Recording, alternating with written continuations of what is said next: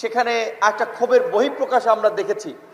আমরা যখন লক্ষ্য করছি এটাকে কেন্দ্র করে আরো নৈরাজ্য তৈরি হতে পারে, আরো উস্কানি তৈরি হতে পারে, সেজন্য আমরা বলেছিলাম যে দায়িত্বশীল নাগরিকের জায়গা থেকে প্রকাশ্যে ভায়োলেন্সকে আমি উৎসাহিত করতে পারি না, প্রকাশ্যে সংঘাতকে আমি সমর্থন করতে পারি না, সহিংসতাকে আমরা সমর্থন করতে পারি না।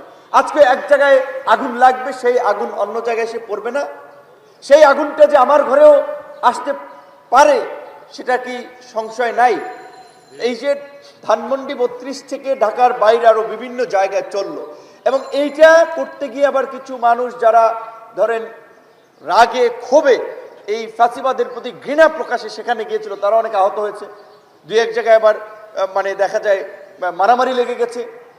তো আমরা 5ই আগস্টের পূর্বে যেভাবে সমগ্র জাতি ফাঁসিবাদের পতনে ঐক্যবদ্ধ ছিলাম, ইস্পাত সম ঐক্য ছিল, 5ই আগস্টের পরেও যদি এগুলো উড়িয়ে দেওয়া যেত, ধূলিসাৎ করা যেত, তখন কেন করা হলো না? তখন তো এগুলোকে প্রোটেকশন দিয়েছে। কারা প্রোটেকশন দিয়েছে আমরা জানি না, টাকা নিয়ে পয়সা নিয়ে প্রোটেকশন দিয়েছে। তো এখন কেন 6 মাস পরে হঠাৎ করে মনে পড়লো? মানে অর্ধেক ঘুমাইয়ে মনে পড়ছে যে এখন একটু বাথরুমে যাওয়া দরকার, এরকম অবস্থা।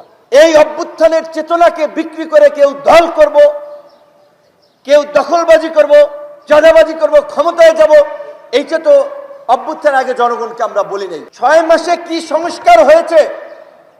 খালি টেলিভিশনের হেডলাইন হচ্ছে, পত্রপত্রিকায় লেখা হচ্ছে শ্বেতপত্র প্রকাশ করেছে নাকি 28 লক্ষ কোটি টাকা পাচার করেছে। কারা কারা 28 লক্ষ কোটি টাকা পাচার করেছে নাম এসেছে আপনাদের সামনে? কারা কারা ব্যাংক থেকে, এই যে গত কয়েক বছরে ব্যাংক, শেয়ার বাজার, বিভিন্ন প্রতিষ্ঠান থেকে লক্ষ লক্ষ কোটি টাকা পাচার করেছে, দেশের বাইরে নিয়ে গেছে, কয়েকজনের নাম এসেছে? যে এই বসুন্ধরার মতো আপনার এই মাফিয়া দুর্বৃত্ত বাংলাদেশিতে সবচেয়ে ভূমিদস্যু শিল্প কারখানা, জনগণের রক্ত চুষে আজকে 1000 কোটি টাকার মালিক হয়েছেন, মরার পরেও শেখ হাসিনার সাথে গিয়ে জান্নাতে থাকতে চেয়েছেন, তারা এখন ব্যবসা বাণিজ্য করছে দেদারসে। তাদের মতো মাফিয়াদের বিরুদ্ধে ওরিয়নের মতো এবং আরো যারা এস আলম কিংবা আরো যে সমস্ত গ্রুপ, নাবিল গ্রুপ, এই যারা হাজার হাজার কোটি টাকা আপনার ব্যাংক থেকে হাওয়ার মাধ্যমে উড়িয়ে নিল, কয়জনের বিরুদ্ধে ব্যবস্থা নেওয়া হয়েছে? হত্যার সাথে জড়িত আওয়ামী লীগের কতজন নেতাকে গ্রেপ্তার করা হয়েছে? সাবের হোসেন চৌধুরী কিভাবে জামিন পেল?